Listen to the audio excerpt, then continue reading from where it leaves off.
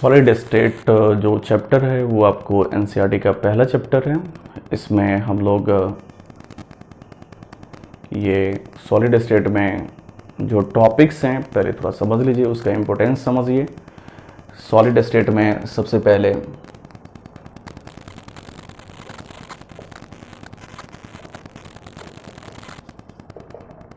Solid state में जो पहला टॉपिक पढ़ना है हम लोग को वो है क्लासिफिकेशन ऑफ सॉलिड।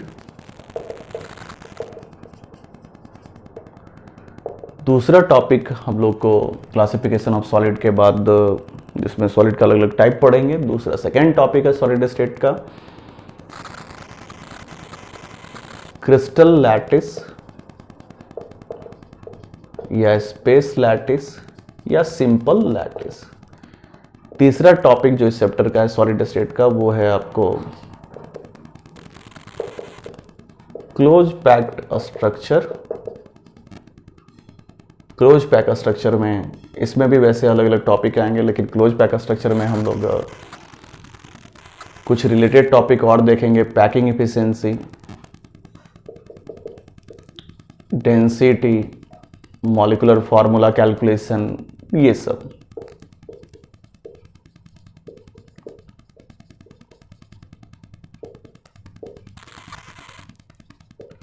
चौथा टॉपिक जो है वो इसमें आप पढ़िएगा सॉलिड स्टेट में डिफेक्ट और इम्परफेक्शन इन सॉलिड। पांचवा टॉपिक हम लोग इसमें पढ़ेंगे इलेक्ट्रिकल प्रॉपर्टीज और छठा जो है वो मैग्नेटिक प्रॉपर्टीज। इस तरह से ये पूरा चैप्टर आपको 6 अलग अलग टॉपिक में बटा हुआ है। सबसे पहली बात तो ये जो चैप्टर है वो आपको सीबीएसई में नहीं पढ़ना है, मतलब सीबीएसई 12th में नहीं पढ़ना है। ये चैप्टर बिहार बोर्ड और आईसीएसई बोर्ड या फिर कोई फर्दर स्टेट बोर्ड्स के लिए है, लेकिन सीबीएसई में आपको नहीं पढ़ना है। इसमें हम लोग सबसे पहला टॉपिक जो है वो क्लासिफिकेशन ऑफ सॉलिड, उसके बाद फिर ये दूसरा टॉपिक क्लोज पैक स्ट्रक्चर में जो है वो क्रिस्टल लैटिस, फिर क्लोज पैक स्ट्रक्चर, उसके बाद हम लोग डिफेक्ट या इम्परफेक्शन ऑफ सॉलिड, फिर अगला टॉपिक इलेक्ट्रिकल प्रॉपर्टीज और फिर मैग्नेटिक प्रॉपर्टीज। तो इस तरह से हमारा ये चैप्टर 6 अलग अलग टॉपिक में बटा हुआ है। इस चैप्टर में ये हिस्सा सबसे अहम है, सबसे इम्पोर्टेंट है। डिफेक्ट और इलेक्ट्रिकल प्रॉपर्टी या मैग्नेटिक प्रॉपर्टीज इंपॉर्टेंट है कुछ सेंस में, कुछ जगह सवाल पूछते हैं, कुछ जगह नहीं भी पूछते हैं, लेकिन दूसरा और तीसरा टॉपिक सबसे ज़्यादा इंपॉर्टेंट है। इस चैप्टर को शुरुआत करने से पहले हम लोग बेसिक से चलते हैं।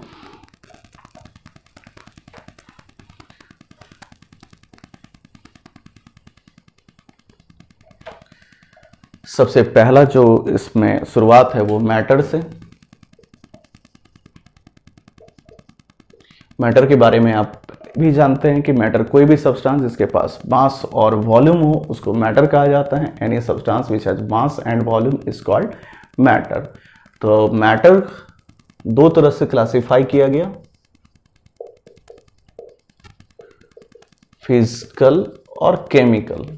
मैटर के बारे में कह सकते हैं any substance which has mass and volume. अब फिजिकल क्लासिफिकेशन में जो है वो आपको 3 आता है, सॉलिड, लिक्विड और गैस। अब गौर कीजिए, जो इस चैप्टर का नाम है वो सॉलिड स्टेट और ये फिजिकल क्लासिफिकेशन में आता है, सॉलिड, लिक्विड एंड गैस। सबसे पहले फिजिकल क्लासिफिकेशन जो किया गया on the basis of force, और हमारे पास 2 तरह का फोर्स, एक अट्रैक्टिव, दूसरा रिपल्सिव।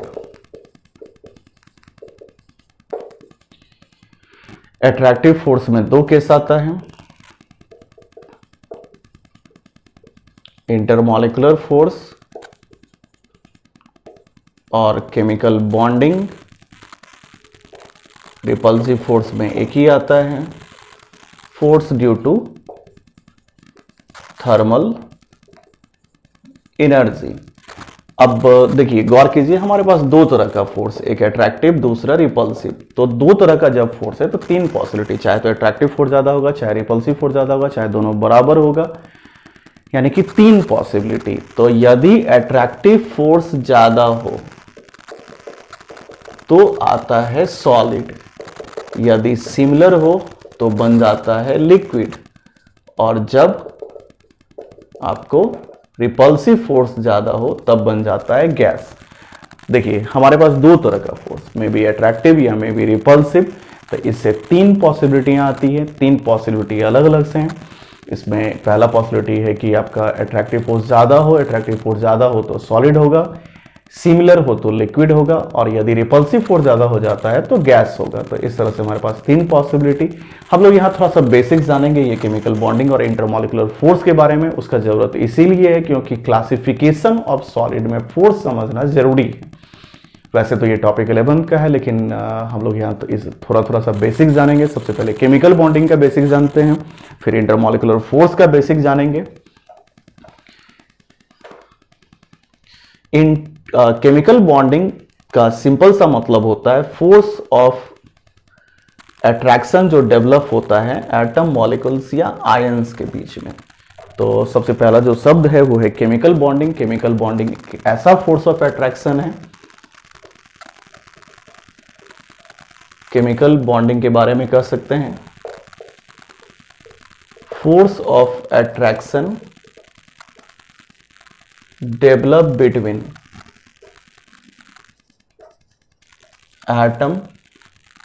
एटम्स, मॉलिक्यूल्स और आयंस। अब इसके चार अलग अलग पॉसिबिलिटी हैं। Ionic bonding, covalent bonding, metallic bonding और coordinate covalent bonding.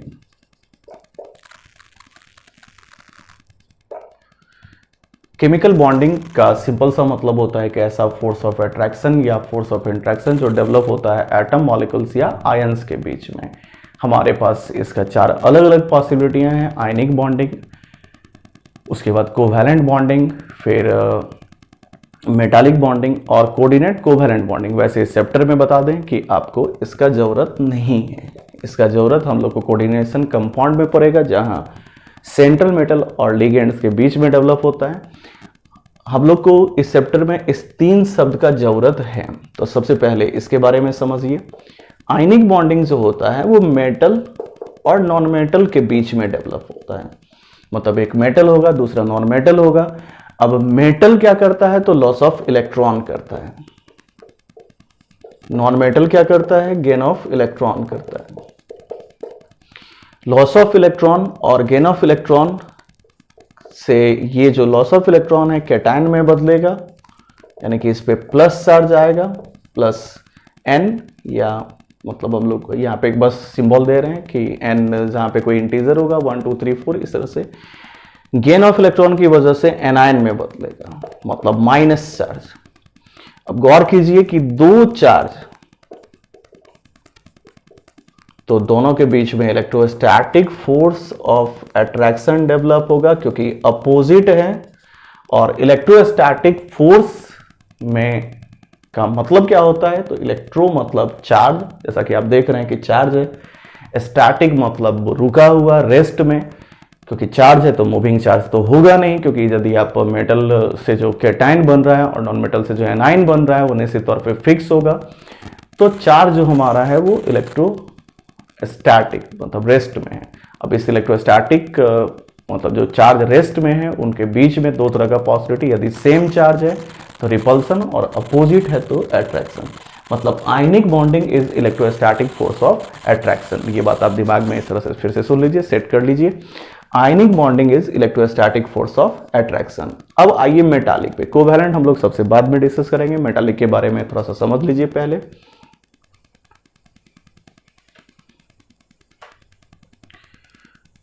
Metallic metal के बीच में डेवलप होता है। मतलब मेटालिक बॉन्डिंग जो है वो हम लोग को मेटल के बीच में डेवलप होता है। मतलब मेटालिक के बारे में कह सकते हैं डेवलप बिटवीन मेटल पार्टिकल्स।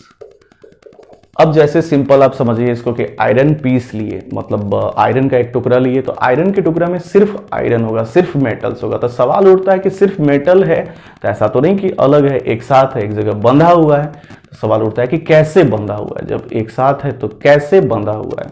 तो मेटालिक बॉन्डिंग की वजह से बंधा हुआ है। मतलब कभी भी मेटल जो पार्टिकल्स होते हैं वो अपने इलेक्ट्रॉन को आपस में ही डिलोकलाइज करते हैं। और एक बात जान लीजिए, इसी डिलोकलाइजेशन की वजह से इलेक्ट्रिक करंट फ्लो होता है मेटल से। मतलब मेटल का जो इलेक्ट्रॉन होता है, वैलेंस इलेक्ट्रॉन, वो खुद में ही डिलोकलाइज करता है, मूव करते रहता है, डिलोकलाइज करते रहता है। और इसी डिलोकलाइजेशन की वजह से जो फोर्स ऑफ अट्रैक्शन डेवलप होता है वो मेटालिक बॉन्डिंग।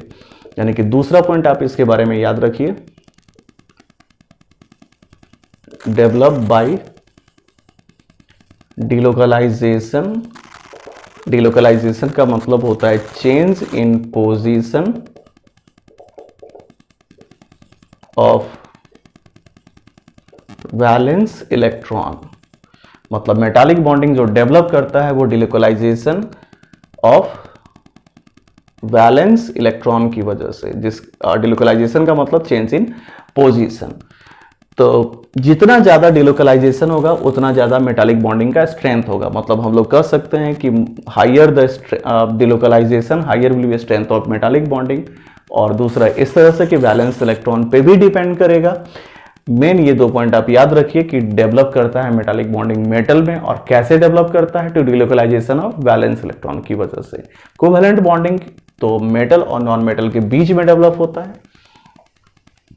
तो कोवैलेंट बॉन्डिंग से जुड़ा हुआ आप पहला पॉइंट ये याद रखिए कि ये डेवलप करता है मेटल और नॉन मेटल के बीच में। मतलब कोवैलेंट बॉन्डिंग इस तरह से याद रखेंगे, develop between metal and develop between non metal और मेटेलॉइड्स और बोथ, नॉन मेटल्स के बीच में या फिर मेटेलॉइड्स या फिर दोनों के बीच में, by sharing of electron. Electron share करके।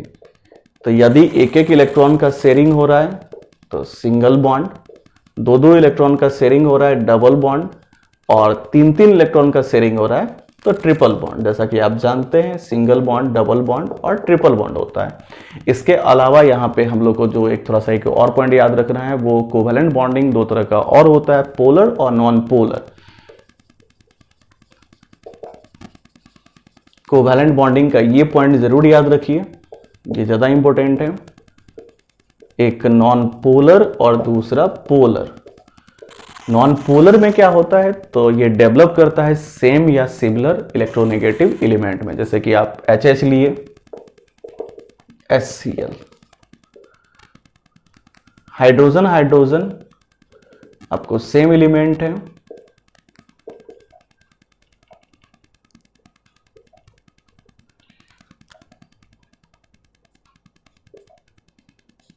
हाइड्रोजन हाइड्रोजन के बीच में सेम एलिमेंट तो नॉन पोलर, और डिफरेंट एलिमेंट नॉन पोलर। दूसरा तरीका है यदि कोई चार्ज नहीं डेवलप हो, मतलब पहला इसको हम लोग इस तरह से याद रख सकते हैं इस एग्जांपल के हिसाब से,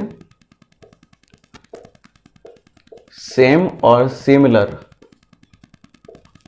इलेक्ट्रो नेगेटिव एलिमेंट, इसमें कहेंगे डिफरेंट।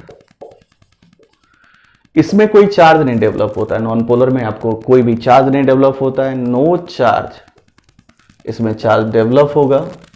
और सबसे इंपॉर्टेंट कहेंगे नो डाइपोल। यदि डाइपोल नहीं डेवलप होता है तो नॉन पोलर, और डाइपोल डेवलप होता है तो पोलर। यदि आपको डाइपोल डेवलप हो रहा है, मतलब डाइपोल बन रहा है, तो वो पोलर होगा। कभी भी, जैसे डाइपोल क्या हुआ, तो दो charge separated by some distance, जैसे कि यहाँ पे हम लोग का है Cl, इस पे प्लस चार्ज, इस पे माइनस चार्ज, क्योंकि हाइड्रोजन लेस इलेक्ट्रोनेगेटिव है तो प्लस चार्ज, इस पे माइनस चार्ज।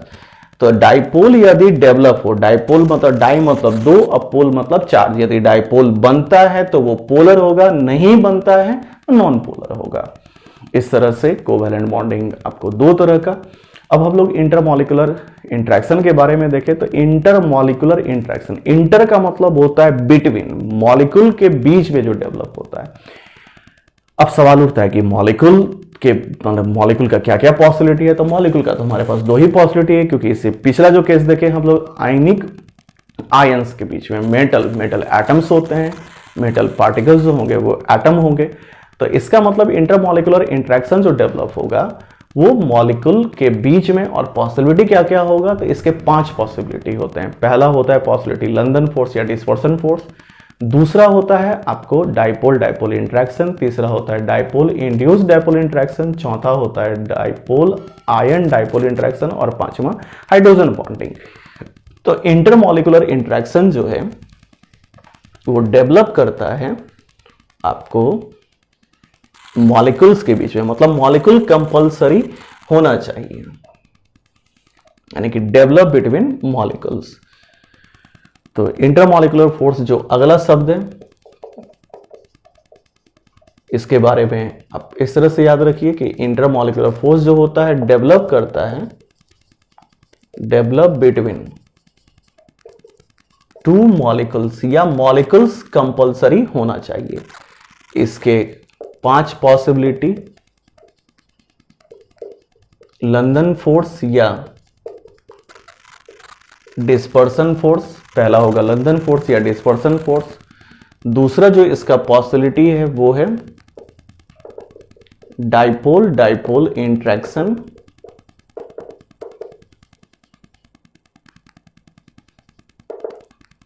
तीसरा possibility dipole induced dipole interaction, चौथा पॉसिबिलिटी जो है वो आयन डाइपोल इंटरेक्शन, और पांचवा पॉसिबिलिटी है हाइड्रोजन बॉन्डिंग। इस तरह से 5 अलग अलग इसके पॉसिबिलिटी हैं। सबसे पहला लंदन फोर्स या डिस्पर्सन फोर्स।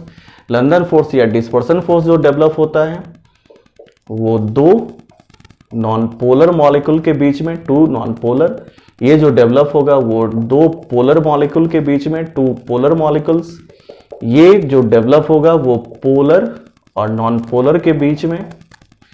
ये तो आप नाम से ही देख रहे हैं कि एक आयन होगा, और जैसा कि जानते हैं कि डाइपोल बनता है पोलर में, यानी कि आयन और पोलर मॉलिक्यूल। हाइड्रोजन बॉन्डिंग एक स्पेशल केस है, तो इसका थोड़ा सा डिटेल्स इंडिविजुअली करके जानते हैं, इंडिविजुअली समझते हैं क्या क्या होता है। इंटरमॉलिक्यूलर फोर्स में जो सबसे पहला केस है वो लंदन फोर्स या dispersion force, 2 non polar molecule के बीच में डेवलप होता है। फिर आपको डाइपोल डाइपोल इंटरेक्शन जो 2 पोलर मॉलिक्यूल के बीच में, फिर डाइपोल इंड्यूस्ड डाइपोल इंटरेक्शन। हम लोग को इस चैप्टर में London force, dipole dipole interaction और हाइड्रोजन बॉन्डिंग 3 का जरूरत है, तो इस 3 के बारे में यहां समझेंगे बेसिक में।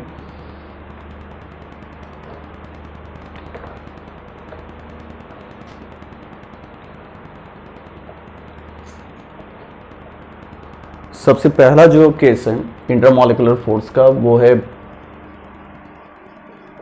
लंदन फोर्स या डिस्पर्सन फोर्स। ये डेवलप होता है 2 नॉन पोलर मॉलिक्यूल्स के बीच में। ये जब भी डेवलप होगा 2 नॉन पोलर मॉलिक्यूल्स के बीच में। नॉन पोलर मॉलिक्यूल्स में आपको सिमेट्रिकल इलेक्ट्रॉन डेंसिटी होता है, मतलब चारों ओर एक जैसा इलेक्ट्रॉन डेंसिटी होता है, बदलता नहीं है।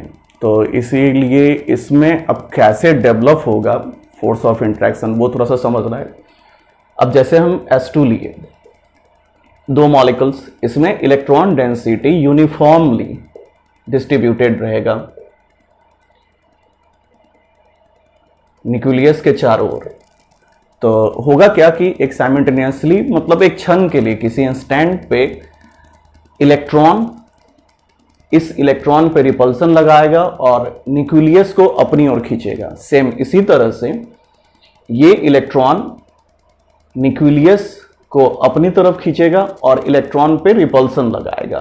तो होगा क्या कि एक अनसाइमेट्रिकल, जो साइमेट्रिकल इलेक्ट्रॉन डेंसिटी है वो अनसाइमेट्रिकल हो जाएगा। मतलब जो पहले से आप साइमेट्रिकल देख रहे हैं इसमें, वो अनसाइमेट्रिकल होगा और ये पॉसिबिलिटी होगा कि न्यूक्लियस एक तरफ चला जाएगा और इलेक्ट्रॉन डेंसिटी एक तरफ आएगा। सेम इसी तरह से इसमें भी न्यूक्लियस एक तरफ डिस्प्लेस होगा और इलेक्ट्रॉन एक तरफ। अब जो ये आप देख रहे हैं कि चार्ज साइमेट्रिकल ना होकर के अनसाइमेट्रिकल हो गया, यानी कि ये डाइपोल बन गया, लेकिन ये पहले से डाइपोल नहीं था। मतलब ये जो डाइपोल आप देख रहे हैं ये पहले से नहीं था। पहले इसका रियल स्ट्रक्चर तो ये है, ये तो बना एक इंस्टेंट के लिए। चूंकि ये बना यानी कि टेम्पोररी डाइपोल बन रहा है और इस टेम्पोररी डाइपोल को इंड्यूस्ड डाइपोल बोलते हैं, मतलब जो पहले से नहीं है। तो इंड्यूस्ड डाइपोल और ये जो दूसरी तरफ बन रहा है ये भी इंड्यूस्ड डाइपोल। तो इन दोनों के बीच में जो इंटरेक्शन डेवलप होगा इसी को कहा जाता है लंदन फोर्स या फिर डिस्पर्सन फोर्स। ये एक इंस्टेंट के लिए डेवलप होता है, मतलब कुछ समय के बाद ये स्वतः अपने आप सेल्फ समाप्त हो जाता है। तो इसलिए ये स्ट्रांग नहीं है, ये वीक है। मतलब आपको काफी वीक फोर्स है, ये स्ट्रांग होता है नहीं, काफी वीक रहता है। यानी कि आप कह सकते हैं कि ये वीकेस्ट इंटरमॉलिक्यूलर फोर्स है। दूसरा जो हम लोग का है, ये तो पहला जो इस चैप्टर में जरूरत है आपको, लंदन फोर्स या डिस्पर्सन फोर्स, याद रखिए। दूसरा जो इसमें जरूरत है वो हम लोग को डाइपोल डाइपोल इंटरेक्शन। डाइपोल बनता है पोलर मॉलिक्यूल में, तो दूसरा जो शब्द है डाइपोल डाइपोल इंटरेक्शन, ये डेवलप होता है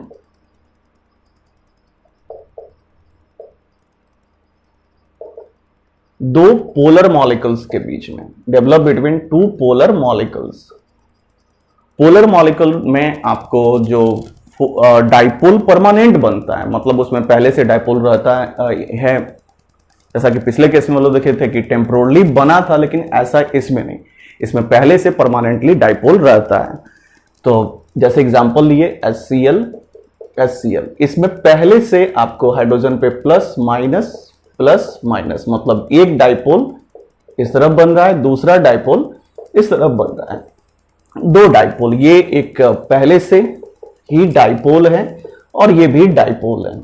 तो इन दोनों के बीच में जो इंटरेक्शन डेवलप होगा इसको कहा जाता है डाइपोल डाइपोल इंटरेक्शन। तीसरा जो हम लोग को इसमें याद रखना है वो है हाइड्रोजन बॉन्डिंग। हाइड्रोजन बॉन्डिंग जो डेवलप होता है वो आपको तब जब hydrogen most electronegative element fluorine, oxygen या नाइट्रोजन के साथ बंधा रहे। मतलब hydrogen bonded with most electronegative element as fluorine, oxygen और नाइट्रोजन। तो हाइड्रोजन बॉन्डिंग आपको पहली बात तो जो यहां पे ध्यान रखना है वो आपको ये कि ये तब डेवलप होता है जब हाइड्रोजन बॉन्डेड हो most electronegative element fluorine, oxygen या नाइट्रोजन के साथ। दूसरी बात ये स्पेशल केस है ऊपर लिखे हुए डाइपोल डाइपोल इंटरेक्शन का। मतलब हाइड्रोजन बॉन्डिंग जस्ट उसी तरह से डेवलप होता है जैसे डाइपोल डाइपोल इंटरेक्शन डेवलप होता है। मतलब सेम पैटर्न, सेम मतलब उसी तरह से जैसे आपको पहले डाइपोल डाइपोल इंटरेक्शन डेवलप हुआ। तो इसके बारे में कह सकते हैं कि it is a special case of dipole dipole interaction. इस बात को थोड़ा सा और क्लियर करते हैं। समझिए, जैसे एग्जाम्पल से कैसे ये डाइपोल डाइपोल इंटरेक्शन का स्पेशल केस है। तो यहां पे हम लोग एग्जाम्पल ले रहे हैं HF का, HF hydrogen fluorine, hydrogen fluorine, del plus del minus, del plus del minus. गौर कीजिए, दो डाइपोल डेवलप हो रहा है, यानी कि इस तरफ भी और इस तरफ भी, लेकिन इसको डाइपोल डाइपोल इंटरेक्शन नहीं कहेंगे, इसको कहेंगे हाइड्रोजन बॉन्डिंग। सेम इसी तरह से H2O में, NH3 में भी आपको हाइड्रोजन बॉन्डिंग डेवलप होता है। फर्दर वैसे इसको बांटा गया अलग अलग, मतलब दो टाइप में इसको और बांटा गया, वो है इंटरमॉलिक्यूलर हाइड्रोजन बॉन्डिंग और intramolecular hydrogen bonding. Intermolecular hydrogen bonding का मतलब होता है जो दो मॉलिक्यूल के बीच में डेवलप होता है, और इंट्रा जो विद इन मॉलिक्यूल डेवलप होता है। तो खैर हम लोग को यहाँ पे जो ये चर्चा जो है वो सिर्फ ये कि ये होता क्या है। तो ये दो बातें ध्यान रखिए, एक तो हाइड्रोजन बॉन्डेड रहे फ्लोरीन ऑक्सीजन या नाइट्रोजन के साथ, और दूसरा जो इसमें पॉइंट है वो ये स्पेशल केस है डाइपोल डाइपोल इंटरेक्शन का। अब हम लोग जो ये फोर्स पढ़े, इसमें सबसे स्ट्रॉन्ग और सबसे वीक के बारे में समझते हैं।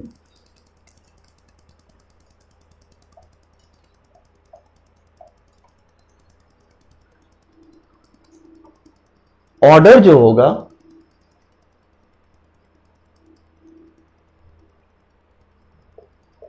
फोर्स का, या फिर आप इस तरह से कह सकते हैं कि ऑर्डर जो होगा या स्ट्रेंथ जो होगा बॉन्डिंग का, वो सबसे स्ट्रांग आयनिक, सबसे जो स्ट्रांग है वो आयनिक है।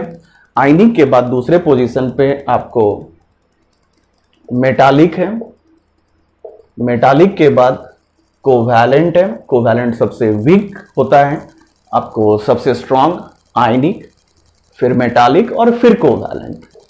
कोवैलेंट में आप याद रखिए कि सबसे स्ट्रांग जो होता है वो ये कोवैलेंट में, जैसे केस यदि हम इंटरमॉलिक्यूलर फोर्स के बारे में देखें तो स्ट्रेंथ ऑफ इंटरमॉलिक्यूलर फोर्स में आपको सबसे स्ट्रांग हाइड्रोजन बॉन्डिंग, फिर डाइपोल डाइपोल इंटरेक्शन, और फिर लंदन फोर्स या डिस्पर्सन फोर्स। सबसे स्ट्रांग जो होगा इंटरमॉलिक्यूलर फोर्स में वो हाइड्रोजन बॉन्डिंग, सेकेंड पोजीशन पे डाइपोल डाइपोल इंटरेक्शन, और लंदन फोर्स तीसरे पोजीशन पे। इसके अलावा जो इसमें आपको ध्यान रखना है वो ये मेल्टिंग पॉइंट या बॉइलिंग पॉइंट डायरेक्टली प्रोपोर्शनल होता है मोलर मास के, लेकिन इसके अलावा जो है यदि मोलर मास सेम हो तो मोलर मास सेम होते समय for same molar mass melting point या बॉइलिंग पॉइंट जो होगा वो डायरेक्टली प्रोपोर्शनल होगा स्ट्रेंथ ऑफ बॉन्डिंग या फिर इंटरमॉलिक्यूलर फोर्स के। मतलब जब भी आपको किसी का मेल्टिंग पॉइंट या बॉइलिंग पॉइंट ऑर्डर देखना है तो आप उसमें मोलर मास देखेंगे। मोलर मास के अलावा जो है आप इंटरमॉलिक्यूलर फोर्स या बॉन्डिंग का स्ट्रेंथ देख सकते हैं कि सबसे ज्यादा मतलब किसका स्ट्रेंथ है, सबसे वीक स्ट्रेंथ किसका है। लेकिन इसके अलावा एक फैक्टर और है, इन दोनों के परे भी एक फैक्टर है, वो है स्ट्रक्चर। स्ट्रक्चर करने का मतलब जैसे कि डायमंड जो है उसमें तो कोवैलेंट बॉन्डिंग है, लेकिन वो किसी भी आयनिक या फिर मेटालिक से ज्यादा मेल्टिंग पॉइंट या बॉइलिंग पॉइंट रखता है, क्योंकि डायमंड में स्ट्रक्चर जिम्मेदार है इसके लिए। स्ट्रक्चर क्या है उसका तो थोड़ा सा आगे चर्चा करेंगे डायमंड के बारे में, लेकिन आप थोड़ा सा ऐसे अभी समझिए कि डायमंड में इनफाइनाइट एटम्स कार्बन के लगातार बंधे रहते हैं, जो उसमें उसका मेल्टिंग पॉइंट या बॉइलिंग पॉइंट को बढ़ा देता है। जैसे सिंपल आप इस तरह से समझ सकते हैं इसको कि एक छोटा सा तना तो कमजोर होता है, लेकिन बहुत सारे तना को यदि एक जगह रखा जाए तो काफी स्ट्रांग हो जाता है। जैसे कि आप एक लकड़ी का टुकड़ा रखिए, एक छोटा सा स्टिक रखिए, उसको तोड़ सकते हैं, लेकिन बहुत सारे स्टिक को यदि एक जगह रखें तो उसको हम नहीं तोड़ सकते हैं। सेम वही चीज डायमंड में होता है। डायमंड कोवैलेंट बॉन्डिंग होने के बावजूद, जबकि कोवैलेंट बॉन्ड है डायमंड में, इसके बावजूद डायमंड का मेल्टिंग पॉइंट या बॉइलिंग पॉइंट बहुत ज्यादा है। उसके पीछे रीजन है उसका स्ट्रक्चर, जिसमें बहुत सारे एटम लगातार बंधे रहते हैं। अब हम लोग अगले टॉपिक पे चलते हैं। अगला टॉपिक हम लोग का जो है वो सॉलिड, उसका क्लासिफिकेशन। तो सबसे पहले सॉलिड के बारे में आप सिंपल पॉइंट सबका इस तरह से याद रख सकते हैं कि सॉलिड का फिक्स मास, वॉल्यूम, ये सब होता है। सॉलिड का मास, वॉल्यूम, शेप, साइज, ये सब हमेशा फिक्स रहता है। मतलब सॉलिड के बारे में सिंपल पॉइंट आप इस तरह से ध्यान रख सकते हैं कि सॉलिड क्या होता है। तो definite mass, volume, shape, high intermolecular force, low intermolecular space. इसके अलावा सॉलिड का पार्टिकल फिक्स पोजीशन ऑक्यूपाई करता है। Particles of solid occupy fix position but oscillate along its mean position, लेकिन अपने मीन पोजीशन के along ऑसिलरेट करता है। But oscillate along its mean position, लेकिन अपने मीन पोजीशन के along ऑसिलरेट कर सकता है। तो ये सब सॉलिड का प्रॉपर्टीज है। इनकम्प्रेसिबल होता है, रिजिड होता है। एनसीईआरटी में इंडेक्स में सवाल भी है कि why solid have fix volume या रिजिड, तो रीजन है स्ट्रॉन्ग इंटरमॉलिक्यूलर फोर्स, यानी कि आप याद रख सकते हैं कि इनकम्प्रेसिबल होता है। इनकम्प्रेसिबल का मतलब no effect of pressure, pressure का कोई प्रभाव नहीं।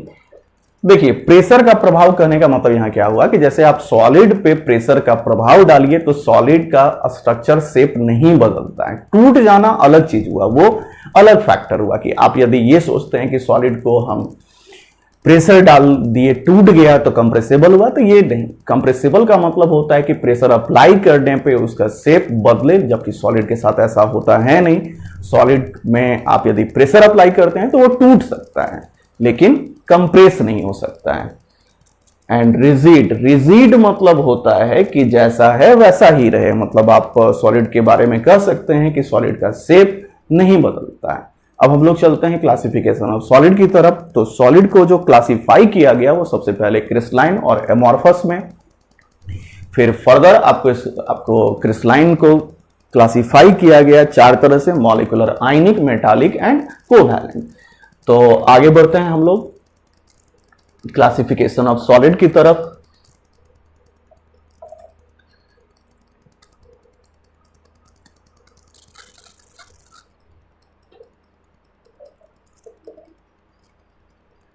क्लासिफिकेशन ऑफ सॉलिड जो किया गया वो आपको 2 तरह से, क्रिस्टलाइन और एमॉर्फस। फर्दर क्रिस्टलाइन को बांटा गया आपको 4 तरह से: मॉलिक्यूलर, आयनिक, मेटालिक, कोवैलेंट और नेटवर्क। मॉलिक्यूलर को फर्दर बांटा गया 3 तरह से: नॉन पोलर, पोलर और हाइड्रोजन बॉन्डेड। इसके अलावा जो एक सॉलिड का और टाइप है वो है पॉलीक्रिस्टलाइन।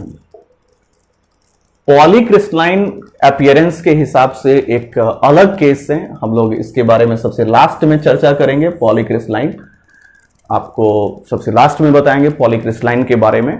मेन जो केस है हम लोग के पास वो ये कि क्रिस्टलाइन और एमॉर्फस। क्रिस्टलाइन को फर्दर बांटा गया मॉलिक्यूलर, आयनिक, मेटालिक, कोवैलेंट या नेटवर्क में। मॉलिक्यूलर को बांटा गया 3 तरह से: non polar, polar and hydrogen bonded, ionic, metallic और कोवैलेंट या नेटवर्क। तो सबसे पहले हम लोग जो है तो क्रिस्टलाइन और एमॉर्फस के बारे में जानेंगे। क्रिस्टलाइन एक ऐसा सॉलिड होता है जिसमें पार्टिकल्स रेगुलर, पीरियोडिक और रिपीटिंग पैटर्न पे सजा रहता है। वहीं पे अमॉर्फस में इसका उल्टा, irregular, non periodic, non repeating. अब रेगुलर है तो ज्योमेट्री डिफिनिट होगा क्रिस्टलाइन का, वहीं पे अमॉर्फस इरेगुलर है तो ज्योमेट्री इंडिफिनिट होगा। तो हम लोग क्रिस्टलाइन और एमॉर्फस के बारे में सबसे पहले देखेंगे, फिर फर्दर क्रिस्टलाइन का क्लासिफिकेशन और पॉलीक्रिस्टलाइन सबसे लास्ट में देखेंगे।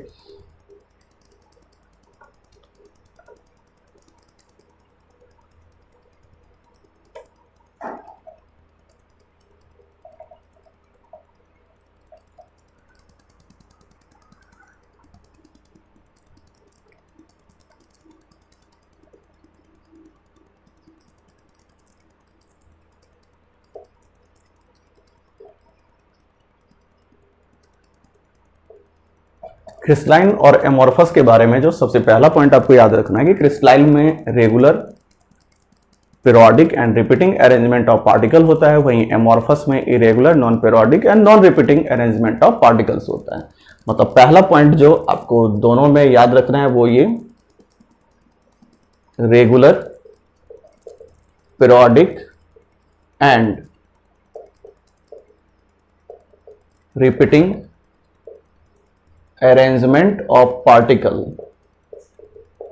वहीं पे इसका उल्टा, मतलब जस्ट कह सकते हैं कि क्रिस्टलाइन का रिवर्स एमॉर्फस में irregular, non periodic and non repeating arrangement of particles. ये पहला पॉइंट हुआ। क्रिस्टलाइन में regular, periodic and repeating arrangement of particles होगा, एमॉर्फस में irregular, non periodic and non repeating arrangement of particles होगा। अब सोचिए, आप किसी चीज को रेगुलर यदि अरेंज कर रहे हैं तो उसका ज्योमेट्री कैसा डेवलप होगा? निश्चित तौर पे डिफिनिट डेवलप होगा। मतलब आप रेगुलर सजा रहे हैं यदि पार्टिकल्स को तो डिफिनिट अरेंजमेंट होगा पार्टिकल्स का, ज्योमेट्री डिफिनिट होगा। वहीं यदि आप इरेगुलर सजा रहे हैं तो ज्योमेट्री क्या हो जाएगा? इनडिफिनिट। सिंपल सा फैक्ट है, मतलब इसका ज्योमेट्री डिफिनिट होता है। डिफिनिट मतलब जिसको हम डिफाइन कर सकें, बता सकें, समझा सकें, वो डिफिनिट हुआ। यानी कि इसका ज्योमेट्री जो होगा वो डिफिनिट होगा, वहीं पे इसका ज्योमेट्री जो होगा वो इनडिफिनिट होगा। तो इस तरह से ये दूसरा पॉइंट आप याद रखेंगे कि ज्योमेट्री डिफिनिट होगा और इसका ज्योमेट्री इनडिफिनिट होगा। इसमें पार्टिकल्स जो होंगे वो लॉन्ग रेंज ऑर्डर में भी ये पीरियोडिक और रिपीटिंग होंगे। इसमें सिर्फ शॉर्ट रेंज ऑर्डर होता है, मतलब कुछ दूरी तक आप देखेंगे तो रेगुलर आपको नजर आएगा और ओवरऑल देखेंगे तो इरेगुलर नजर आएगा। यानी कि ये लॉन्ग रेंज ऑर्डर होता है। लॉन्ग रेंज ऑर्डर, लॉन्ग मतलब काफी दूर में भी आप देखेंगे कि रेगुलर पैटर्न से सजा हुआ है, वहीं पे ये सिर्फ शॉर्ट रेंज ऑर्डर होगा, ओनली शॉर्ट रेंज ऑर्डर। यानी कि कुछ कुछ दूरी में, शॉर्ट डिस्टेंस पे आप देखेंगे कि रेगुलर नजर आएगा, लेकिन ओवरऑल जब आप देखेंगे तो आपको इरेगुलर ही रहेगा। एमॉर्फस क्रिस्टलाइन में है कि लॉन्ग रेंज ऑर्डर आप देखिए या कुछ दूरी में भी देखिए तब भी आपको रेगुलर ही रहेगा, और ओवरऑल देखिए तब भी रेगुलर ही रहेगा। तो सीधा सा हम लोग इसको लॉन्ग रेंज ऑर्डर करते हैं। अब इसमें चूंकि पार्टिकल्स रेगुलर हैं, यानी कि रेगुलर इंटरवल पे हैं, तो इसीलिए फोर्स ऑफ इंट्रैक्शन डिफिनिट होगा।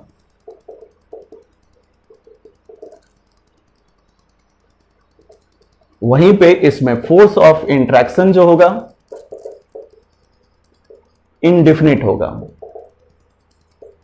इनडिफिनिट मतलब कि बदलते रहेगा, आपको रेगुलर पैटर्न तो है। अब इसके पीछे थोड़ा सा रीजन समझिए। इसमें जैसे पार्टिकल्स जो है रेगुलर सजा हुआ है, मतलब बराबर बराबर दूरी पे। आप जानते हैं कि कोई भी फोर्स जो होता है वो इनवर्सली प्रोपोर्शनल होता है डिस्टेंस के स्क्वायर का।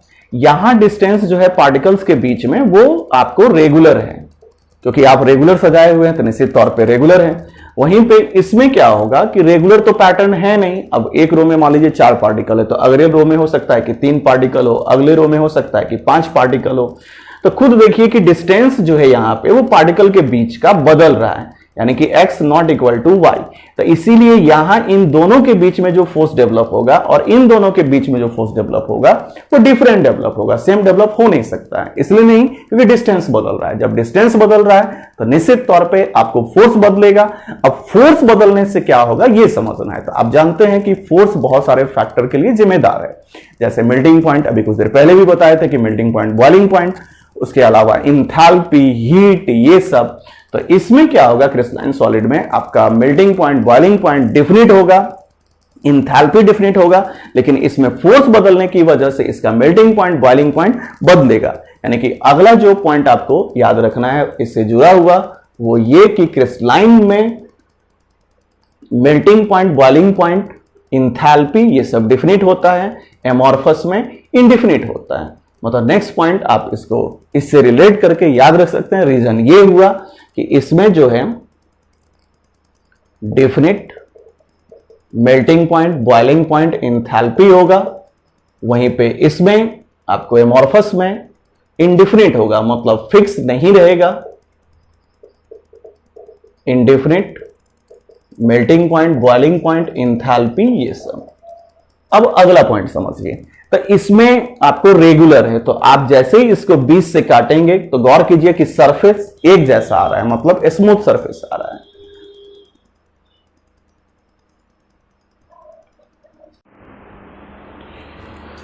तो अगला जो इसमें, इसके बाद हम लोग को different melting point, boiling point और इंडिफिनिट के बाद इसको यदि हम लोग 20 से काटते हैं, जैसे क्रिस्टलाइन में रेगुलर पैटर्न है और यदि आप इसको 20 से काट रहे हैं तो दोनों तरफ एक जैसा पार्टिकल है, मतलब दोनों तरफ जो है वो एक तरह का पार्टिकल है, मतलब स्मूथ सरफेस। लेकिन यदि इसको 20 से काटा जाए तो गौर कीजिए कि पार्टिकल्स जो है वो रेगुलर तो है नहीं सजा हुआ, तो रफ सरफेस आता है। यानी कि इसको यदि काटा जाए क्रिस्टलाइन सॉलिड को तो स्मूथ सरफेस आता है और इसको काटने पे रफ सरफेस आता है। तो अगला पॉइंट जो आपको क्रिस्टलाइन और एमॉर्फस से जुड़ा हुआ याद रखना है वो ये, सो क्लीवेज प्रॉपर्टीज, जिसका मतलब हुआ which means if cut into 2 piece then smooth surface is obtain. लेकिन वहीं पे ये जो होगा does not show cleavage properties, which means if cut into 2 piece then rough surface is obtained। अगला पॉइंट जो इसमें आपको याद रखना है वो ये कि क्रिस्टलाइन में आपको जो पार्टिकल्स होते हैं क्रिस्टलाइन में वो अपना जगह नहीं बदलता है, मतलब जैसा है वैसा ही रहेगा, चाहे कितना भी समय बीत जाए, कितना भी साल बीत जाए, यानी कितना भी ड्यूरेशन बीते, क्रिस्टलाइन का पार्टिकल्स कभी भी अपना जगह नहीं बदलता है, जहां है वहीं रहेगा। यानी इसीलिए इसको ट्रू सॉलिड कहा जाता है। लेकिन एमॉर्फस में क्या होता है कि पार्टिकल्स अपना जगह बदलता है, लेकिन तुरंत नहीं। ऐसा नहीं कि आप मतलब पार्टिकल्स सॉलिड लिए और वो, जैसे ग्लास इसका एमॉर्फस का एग्जांपल है, तो ऐसा नहीं कि ग्लास का पार्टिकल्स तुरंत मतलब जगह बदल, हाँ जगह बदलता है, पोजीशन अपना चेंज करता है, फ्लूडिटी होता है, लेकिन एक बहुत समय के अंतराल के बाद। तो इसको कहा जाता है स्यूडो सॉलिड, स्यूडो सॉलिड और super cold liquid.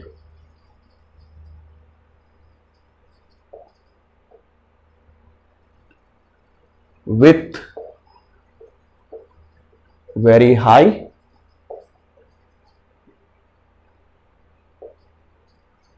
viscosity।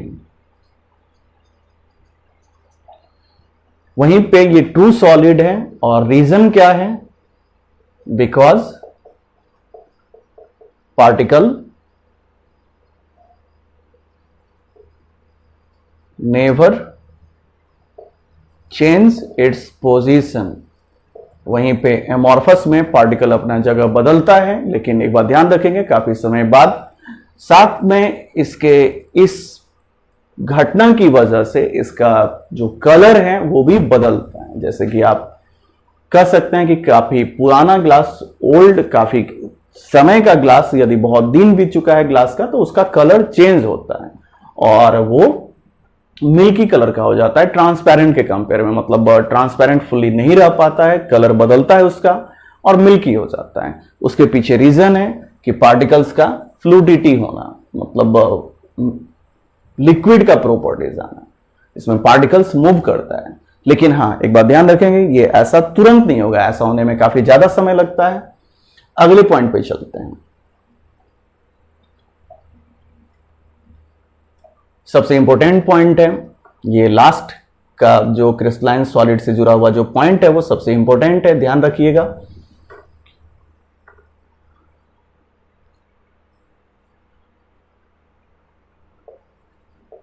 Anisotropic nature का होता है।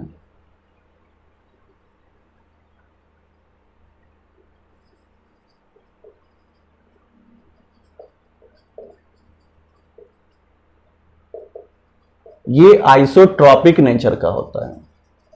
अब ये एनाइसोट्रॉपिक और आइसोट्रॉपिक क्या हुआ समझिए। सबसे पहले आइसोट्रॉपिक का मतलब होता है कि जब हम एमॉर्फस सॉलिड में क्या देखते हैं कि डिफरेंट डायरेक्शन में कुछ प्रॉपर्टीज का जो वैल्यू होता है वो आपको सेम होता है डिफरेंट डायरेक्शन में। जैसे कि आप रिफ्रैक्टिव इंडेक्स, उसके बाद कंडक्टेंस, रेसिस्टेंस, ये सब का वैल्यू क्या होता है, डिफरेंट होता है अलग अलग डायरेक्शन में। और इसी को जो है वो आपको आइसोट्रॉपिक नेचर कहा जाता है, जो एमॉर्फस में होता है।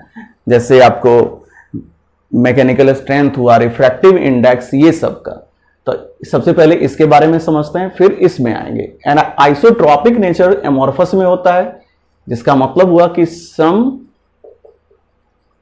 Properties such as mechanical strength, refractive index, conductance, etc. have same value in different direction.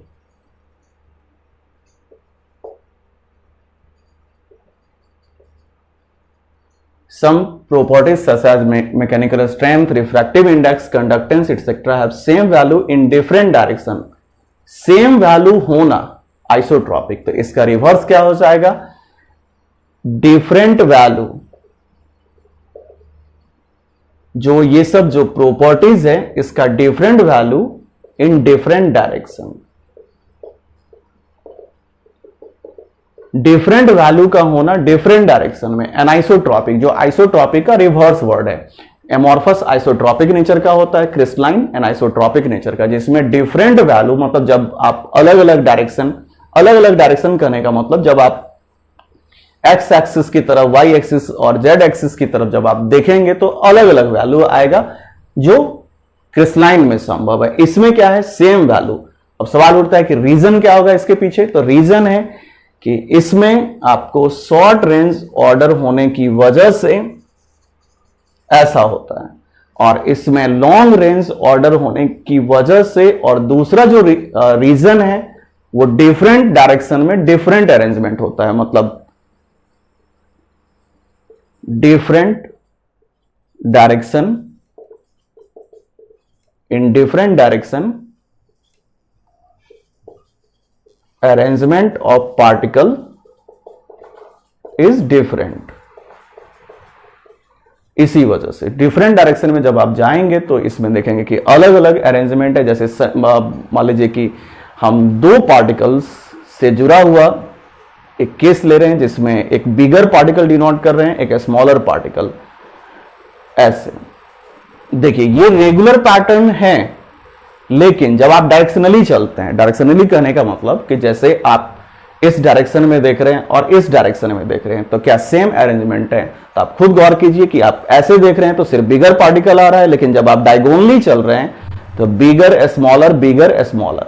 यानी कि अरेंजमेंट बदल गया, जबकि रेगुलर पैटर्न है 4 3 4 3, लेकिन उसके बावजूद डायरेक्शनली जब आप देखते हैं, डायरेक्शनली कहने का मतलब जब आप अलग अलग डायरेक्शन में देखते हैं तो पार्टिकल्स का डिफरेंट अरेंजमेंट आ रहा है, और इसी वजह से ये एनाइसोट्रॉपिक नेचर शो करता है और ये आइसोट्रॉपिक नेचर।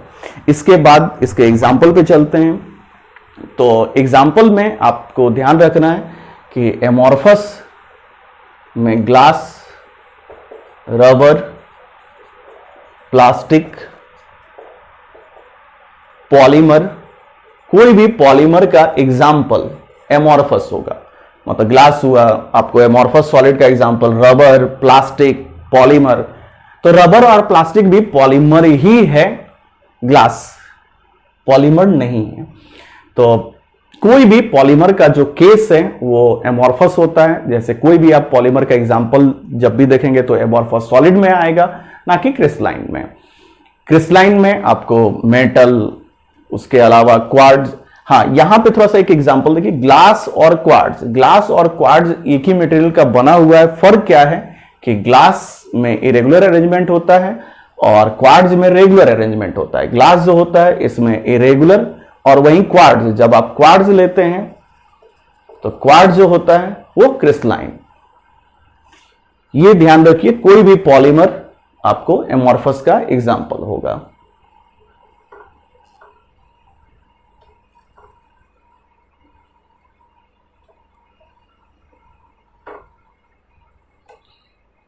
इससे जुड़ा हुआ एक एग्जाम्पल याद रखिएगा, एमॉर्फस सिलिकॉन।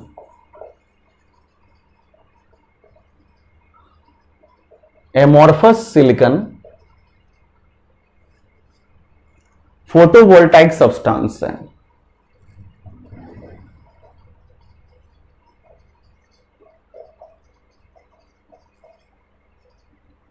एमॉर्फस सिलिकॉन जो होता है वो फोटोवोल्टाइक सब्सटेंस जो कन्वर्ट करता है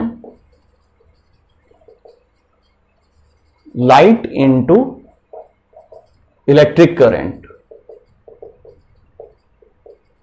और इसीलिए इसका इस्तेमाल हम लोग सोलर सेल में करते हैं।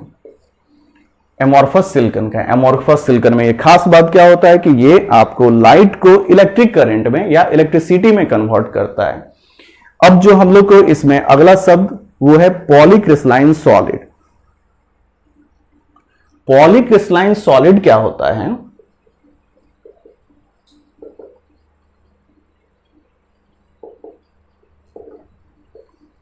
ये माइक्रो क्रिस्टलाइन सॉलिड है, micro crystalline solid which appear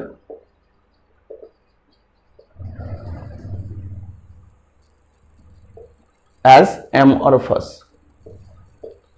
मतलब ये अपीयर होता है एमॉर्फस की तरफ। पॉलीक्रिस्टलाइन सॉलिड एक ऐसा सॉलिड है जो अपीयर होता है एमॉर्फस की तरह, लेकिन ये माइक्रो क्रिस्टलाइन है। माइक्रो मतलब क्या होता है कि काफी स्मॉल डिस्टेंस है, माइक्रो मतलब स्मॉल पार्ट में। तो स्मॉल पार्ट में ये क्रिस्टलाइन नेचर का होता है, लेकिन ये अपीयर होता है एमॉर्फस की तरह। तो ये हो गया क्रिस्टलाइन और एमॉर्फस से जुड़ा हुआ पॉइंट। इसके बाद जो इसमें हम लोग को आगे जानना है वो क्रिस्टलाइन का टाइप, जो फर्दर हम लोग इसके बारे में